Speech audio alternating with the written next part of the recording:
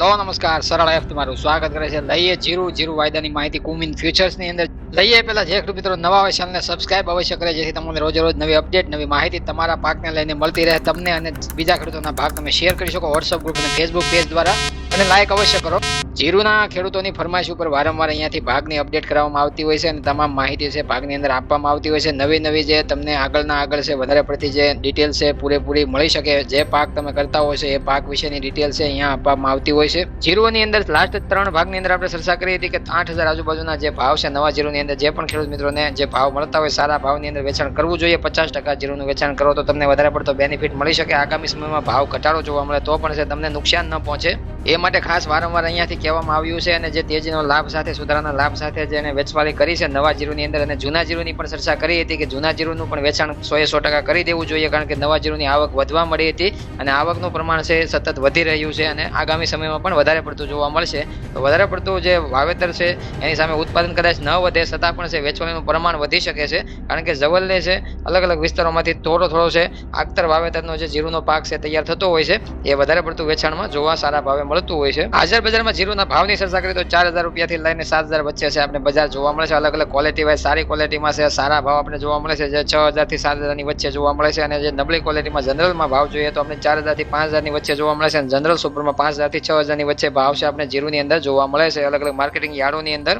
જીરુનો દાણો, colour, quality અને ભેજ આધારિત ભાવ છે આપવામાં આવતા હોય છે. જીરા ફ્યુચર્સમાં 0.42% નજીવો વધારો જોવા મળ્યો હતો, જે 25380 પર સ્થાયી થયો હતો. જે ગુજરાત અને રાજસ્થાનમાં મુખ્ય ખેતી કરતા રાજ્યોમાં ઉત્પાદન વધુના સંભાવનાઓ જે દર્શાવવામાં આવતી હતી એના લીધે શોર્ટ કવરિંગ દ્વારા સંચાલિત હતો. જે વર્તમાન રવિ સિઝનમાં જીરાના વાવેતર 4 વર્ષની ઊંચી સપાટીએ જોવા મળે છે, કારણ કે અગાઉના માર્કેટિંગ સિઝનમાં વિક્રમી કિંમતોના પ્રતિભાવ ખેડૂતો વાવેતર વિસ્તાર વધાર્યું હતું. જીરાની સામાન્ય રીતે 3.5 લાખ હેક્ટરમાં ખેતી થતી હોય છે, એના બદલે 5.8 લાખ હેક્ટરમાં છે વાવેતર જોવા મળ્યું આ સિઝનમાં. ગુજરાત બાદ રાજસ્થાનમાં પણ જીરામાં 25% વાવેતરમાં વધારો જોવા મળ્યો, 6.90 લાખ હેક્ટર સુધી છે પહોંચ્યો છે. 5.50 લાખ હેક્ટરની સરખામણીમાં જે વાવેતરનો વિસ્તાર ઘણો બધો વધી ચૂક્યો. ભારતમાં બમ્પર પાકની સંભાવનાઓ હોવા છતાં ઓછા પાણીની ઉપલબ્ધતા, ઓછા ઠંડા દિવસો અને પાક પર ફ્યુઝેરિયમ વિલ્ટ હુમલાની ચિંતાઓ જેવા પડકારો, એવા પરિબળો છે જેના પર ખેડૂતો શોધખોળ કરી રહ્યા છે, પાક બચાવવા માટે મહેનત કરી રહ્યા છે. છતાં પણ પાકની અંદર અમુક વિસ્તારોમાં ઉતારો ખટવાની વધારે પડતી સંભાવનાઓ દર્શાવવામાં આવી છે, અને અમે પણ એવું માની રહ્યા છીએ કે પાકમાં જીરુની અંદર ઘટાડો જોવા મળી શકે છે. ઉત્પાદન જે અમુક વિસ્તારોમાં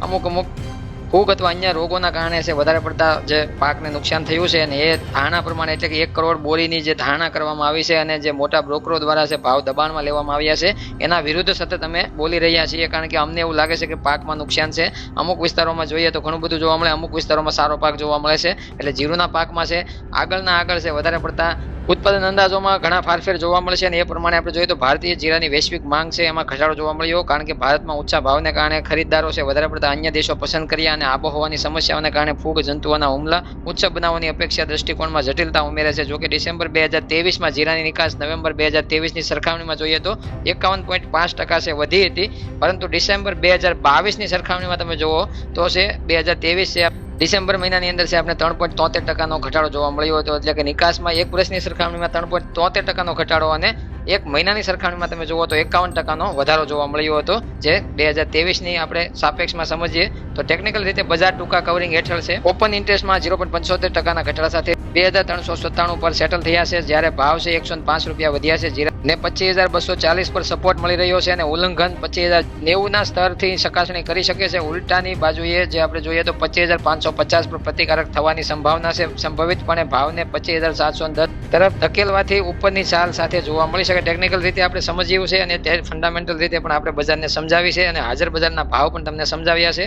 ઇન્ટ્રાડે ટ્રેડિંગ રેન્જમાં કુમિન ફ્યુચર્સની અંદર આપણે જોઈએ દિવસ દરમિયાનની સપાટી, આપણે ઓપનિંગ સપાટી જોઈએ તો માર્ચ કોન્ટ્રાક્ટની અંદર 25366 રૂપિયાની બતાવવામાં આવી. વાયદાની તળિયાની સપાટી 25210 રૂપિયાની બતાવવામાં આવે છે. વાયદો ફરીથી આપણને 11-12 વાગ્યા સુધીની રેન્જમાં છે 25912 રૂપિયાનું લેવલ બતાવે છે. વાયદાની મથાળાની સપાટી ફરીથી વાયદો 25600 રૂપિયાના લેવલે આપણને જોવા મળે છે. અત્યારે હાલ રનિંગ વાયદો ઇન્ટ્રાડે ટ્રેડિંગ રેન્જમાં આપણે સમજીએ તો વાયદાની જે સ્થિતિ તમને દર્શાવવામાં આવી છે એ પ્રમાણે આપણે સમજીએ તો આગળના ભાગોમાં આપણે કહ્યું હતું કે વેચાણ છે 52 બેગ અત્યારે હાલ જીરાની અંદર જોવા મળે છે, એમાં આપણે વેચાણ થોડું કરવું જોઈએ. નવા જીરાની અંદર 50% વેચાણની આપણે ચર્ચા કરી હતી અને જૂના જીરાની અંદર 100% વેચાણ કરવાની આપણે ચર્ચા કરી હતી. કારણ કે વારંવાર 1 મહિનાનો ચાર્ટ તમારી સામે રજૂ કરવામાં આવે છે, એની અંદર તમે જોઈ શકો છો કે 18 જાન્યુઆરીમાં આપણે સુધારાની ચાલ જોવા મળતી હતી અને ફરીથી છે 3 ફેબ્રુઆરી આવતા છે વાયદાની અંદર ટોચના ભાવ છે આપણે 32,840 રૂપિયાના બતાવવામાં આવ્યા. વાયદાની ફરીથી રેન્જ છે આપણે ઘટડા તરફ જોવા મળી છે. 13 ફેબ્રુઆરી 15 ફેબ્રુઆરી આવતા વાયદાની અંદર તળિયાની સપાટી બતાવવામાં આવી 29,524 રૂપિયાની વાયદાની સપાટી તમે જોઈ શકો છો. એટલે કે હાજર બજારમાં ધીમો ઘસારો આપણે જોવા મળ્યો, વેચવાલીનું પ્રમાણ વધ્યું, ઉત્પાદન અંદાજો વધ્યા અને જે 1 કરોડ બોરીની જે ચર્ચાઓના ભાગ બનવા લાગ્યા અને એ ચેનલના માધ્યમથી પ્રસારિત થવા લાગ્યા. એટલા માટે